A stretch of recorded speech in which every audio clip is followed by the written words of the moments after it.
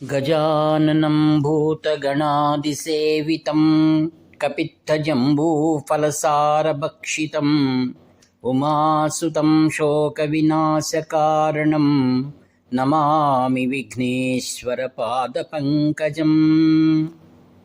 सदाशिवसमारम्भां शङ्कराचार्यमध्यमाम् अस्मदाचार्यपर्यन्तां वन्दे गुरुपरम्पराम्। अपारकरुणासिन्धुं ज्ञानदं शान्तरूपिणं श्रीचन्द्रशेखरगुरुं प्रणतोऽस्मि मुदान्वहम्। देवे देहे च देशे च भक्त्यारोग्यसुखप्रदं बुधपामरसंसेव्यं तं श्रीजयेन्द्रं नमाम्यहम्। नमामः शङ्करान् वाक्यविजयेन्द्रसरस्वतीं श्रीगुरुं शिष्टमार्गानुनेतारं सन्मतिप्रदं श्रीसत्यचन्द्रशेखरेन्द्रसरस्वतीस्वामिने नमः। सर्वमङ्गलमाङ्गल्ये शिवे सर्वार्थसाधिके शरण्ये त्र्यम्बके देवी నారాయణి నమోస్తుతే। ప్రియ బంధువులందరికీ కూడా హృదయపూర్వక ధన్యవాదాలు। ఆత్మీయులారా, శ్రీ ఆదిగురు శంకర భగవత్పాదాచార్యుల వారు ప్రయాగ అనేటువంటి ప్రదేశానికి పుణ్యతీర్థానికి వచ్చారు. అక్కడ కుమారుల భట్టు తాను ప్రాయశ్చిత్తార్థమై ఆ యొక్క తుషారము అనేటువంటి అగ్నిలో తాను ప్రవేశించిన విషయం మనం ఇంతవరకు విన్నాం. ఇక్కడ ప్రశ్నించవలసిన విషయం, ఏ ప్రదేశంలో మండనమిశ్రుడు మరియు ఆది శంకర భగవత్పాదాచార్యుల వారు కలిశారో ఆ ప్రదేశమును కాంచి కామకోడి పరమాచార్య స్వాముల వారు శ్రీ శ్రీ శ్రీ చంద్రశేఖరేంద్ర సరస్వాముల వారు దివ్య జ్ఞానంతో తెలుసుకొని ఆ ప్రదేశంలో కాంచి కామకోటి పీఠం వారు అత్యంత ప్రధానమైనటువంటి భవ్యమైన 3 అంతస్తుల భవనాన్ని నిర్మించారు. అందులో శ్రేష్టమైనటువంటి అనేక దేవతామూర్తులను స్థాపించారు. మరియు గంధపు చెక్కలతో ఆ యొక్క దేవతామూర్తుల సన్నిధానాన్ని చాలా వైభవంగా అలంకరించారండి. ఆ యొక్క ప్రదేశాన్ని శ్రీ శ్రీ శ్రీ జయేంద్ర సరస్వతి మహాస్వాముల వారు దాన్ని కుంభాభిషేకం చేశారు. మన కుంభమేళా జరిగినప్పుడు కాంచీ శ్రీ శ్రీ చంద్రశేఖరేంద్ర సరస్వాముల వారి శ్రీ జయేంద్ర సరస్వాముల వారి ప్రియ శిష్యులు శ్రీ శంకర విజయ సరస్వాముల వారు కుంభమేళాలో పాల్గొన్నప్పుడు అదే ప్రదేశంలో వైభవపేతంగా కార్యక్రమాల్లో పాల్గొన్నారు. అంతకు పూర్వం విజయయాత్రలో శ్రీ శంకర విజయ సరస్వాముల వారు అనగా ఆషాఢమాస సందర్భంలో ఆ గంగా తీరంలో ప్రయాగ వద్ద ఉన్నటువంటి త్రివేణి సంగమం ప్రాంతంలోనే వ్యాస పౌర్ణిమ అనగా గురు పూజను అక్కడ వారు నెరవేర్చారు. ఈ విధంగా మన జ్ఞాపకాలు చేసుకుంటూ ఈ యొక్క మండనమిశ్రుణ్ణి కలవలసిందిగా వారి బంధువు మరియు శిష్యుడైనటువంటి కుమారుల భట్టు సెలవిచ్చారు. ఇప్పుడు మండనమిశ్రుడు అనేటువంటి వారు పూర్వమీమాంసంలో అత్యధికమైనటువంటి గొప్ప కర్మిష్టి. ఆయన భార్య పేరు ఉభయ భారతి. ఆమె ఈ కుమారుల భట్టుకు సహోదరి. ఈమె పూర్వంలో దూర్వాస మహర్షి శాపం వల్లనే ఆ యొక్క సాక్షాత్ సరస్వతియే ఉభయ భారతిగా జన్మించిందని అనేక పురాణాల్లో మనకు తెలిసి వస్తుంది. ఈ విధంగా శంకర విజయం ప్రామాణికంగా విద్యారణ్యంలో వారు రచించినటువంటి అనేక విషయాలను ఈరోజు మనకు లభ్యమవుతున్నాయి. ఆదిశంకరులు మండనమిశ్రుణ్ణి కలవడానికి కోసం మహిష్మతీపురానికి వెళ్తున్నారు. ఈ మహిష్మతీపురం ఎక్కడుందనగా మధ్య భారతదేశం అనగా నర్మదా నదీ తీరంలోనే ఈ ప్రాంతం కూడా ఉందండి. ఆత్మీయులారా, ఆదిగురు శంకర భగవత్పాదాచార్యుల వారు అనేకమైనటువంటి వేద విద్య మరియు తాంత్రిక మాంత్రిక అనేకమైనటువంటి శిక్షణలన్నిటిని కూడా ఆయన పరిపూర్ణంగా తెలిసినటువంటి వారు. సకల విద్యలలో ఆయన పారంగతుడు. ఆయన మాహిష్మతిపురానికి మరి ఇన్ని ప్రదేశాలను ఎలా తిరుగుతున్నారంటే ఆయన దగ్గర విశేషమైనటువంటి యోగ గమనము అనేటువంటిది ఆయనకు సిద్ధి ఉందని చాలామంది ప్రామాణికంగా తెలియజేస్తారు. ఆ రోజులలో అనేకమైనటువంటి మూలికలు వాటి యొక్క పసరును పాదములు రాసుకోగా అంతరిక్షంలో కూడా అదృశ్యరూపం కూడా మరి యొక్క ప్రదేశాలకు వెళ్ళవచ్చేటువంటి అనేకమైన విద్యలు పూర్వంలో ఉండేటువంటి. ఆదిశంకరులు పూర్వం గోవింద భగవత్పాదాచార్యుల వారిని కలవడానికి వెళ్తున్న సందర్భంలో అనేకమైనటువంటి సిద్ధపురుషులను మరియు మంత్రతంత్ర అనిమాల సిద్ధులను పొందినటువంటి వారెందరూ కూడా ఆదిగురు శంకర భగవత్పాదాచార్యుల వారికి ముందు ఉపయోగపడుతుందని తమ వద్ద ఉన్నట్టు అనేక విద్యలన్నింటినీ కూడా వారికి తెలియజేశారండి. వాటిలో పరిపూర్ణమైనటువంటి జ్ఞానాన్ని అనుభవపూర్వకంగా గడించారు ఎవరు? ఆదిగురు శంకర భగవత్పాదాచార్యుల వారు. అనగా అనిమాది అష్టసిద్ధులన్నీ కూడా వారి వశంలో ఉండేటివి. అవేవనగా అనిమ, మహిమ, గరిమ, లఘిమ తథా ప్రాప్తి, ప్రాకామ్యం, ఈశత్వం, వశత్వం చ అష్టభూతయ అని అనిమాది అష్టసిద్ధులన్నీ కూడా ఆదిగురు శంకర భగవత్పాదాచార్యుల వారు ధర్మస్థాపనకు మాత్రమే వారు వినియోగించారండి. ఆచార్య శంకరులు మహిష్మతిపురంలోకి ప్రవేశించారు. ప్రవేశించిన తర్వాత శ్రీ శంకరులు మండనమిశ్రుని గృహం ఎక్కడ ఉన్నది అని వాకపు చేయడానికి పూర్వం ఆయన ఒక నది వద్ద స్నాన సంధ్యా నిష్టలు ఏవైతే ఉన్నాయో అనుష్ఠానములు యతులకు సంబంధించినటువంటి అన్నింటినీ కూడా ఆయన పరిసమాప్తి చేసుకుంటూ ఉండగా అక్కడ వస్త్రములను ఉతకడానికి వచ్చినటువంటి కొందరు స్త్రీలను ఆయన వారి భాషలో ఇలా మాట్లాడించారు.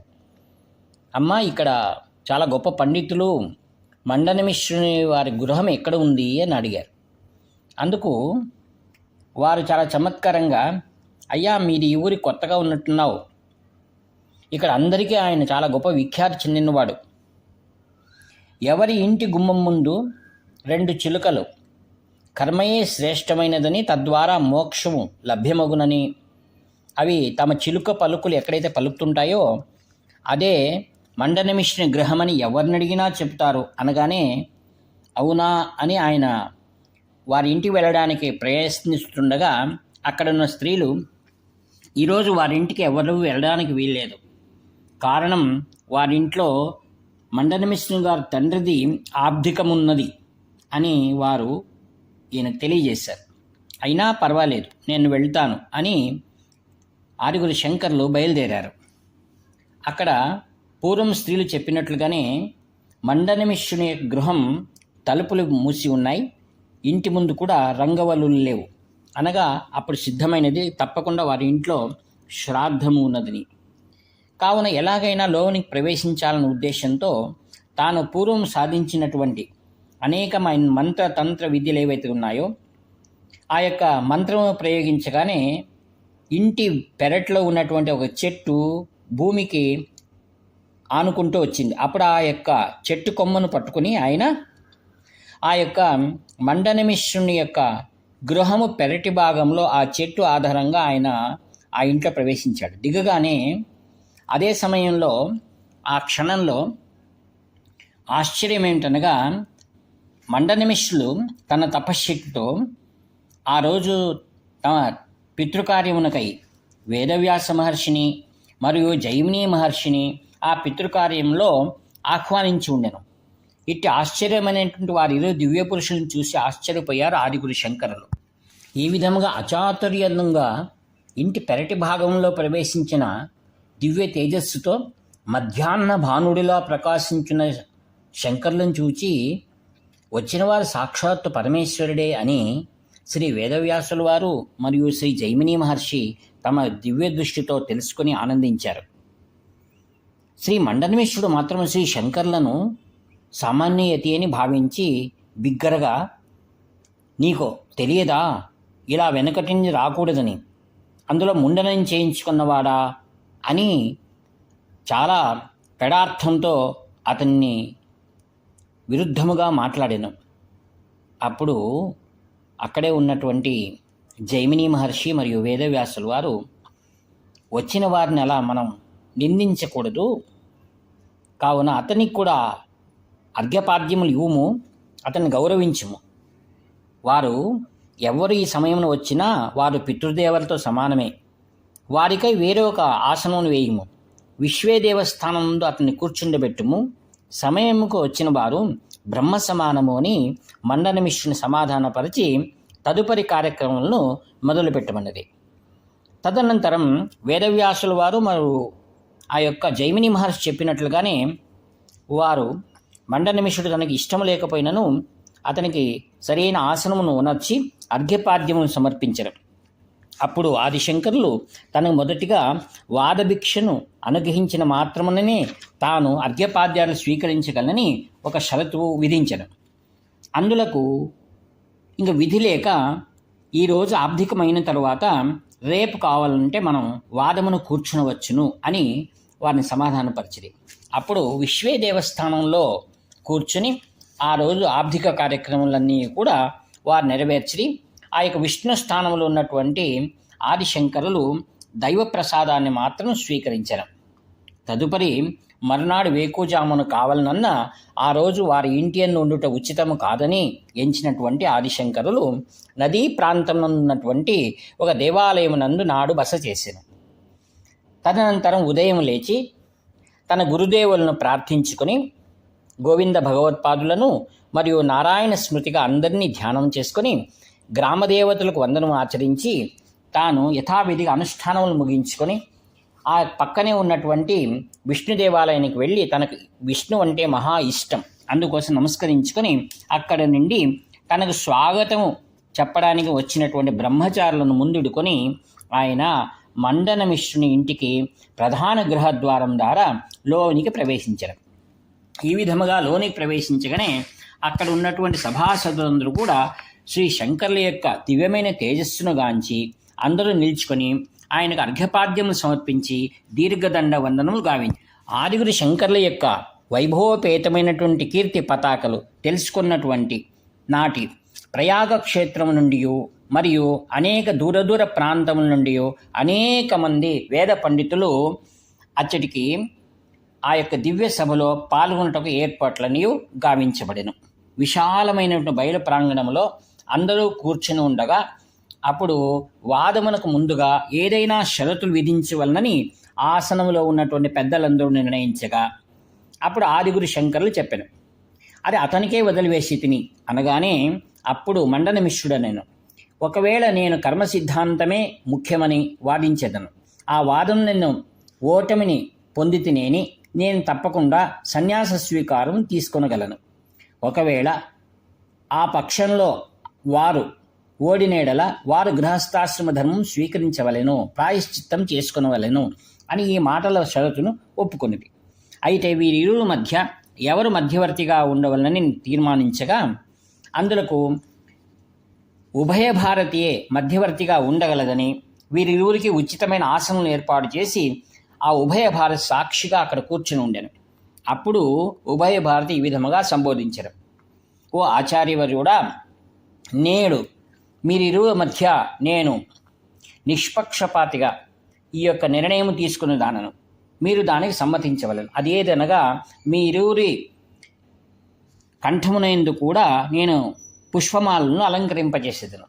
ఎవరి పుష్పమాల వేగముగా అది మైలపడునో వారు అపజయం పొందినట్లు. ఈ వాదమును మీరు ఒప్పుకొంటిరా అనగానే ఆ యొక్క పంచభూతముల సాక్షిగా మేము ఒప్పుకొనుచున్నాము అని వారు ఇరువురు పలికిరి. అప్పుడు వాదము ప్రారంభమయ్యను.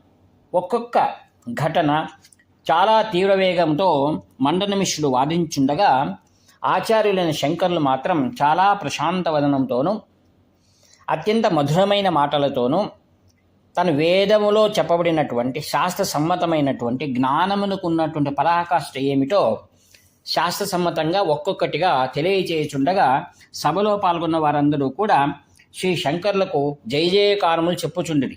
ఇలా 3 రోజుల పాటు వైభవపేతంగా ఈ వాదములు జరుగుచుండెను. వాదములైన తర్వాత శ్రీ శంకరులు దేవాలయం నందే బస చేయుచుండిరి. ఈ విధముగా వారి కీర్తి ఆ మహిష్మతి నగరం నుండి కూడా చాలా విశ్వవిఖ్యాతి చెందినట్లుగా కనపడుచుండారు.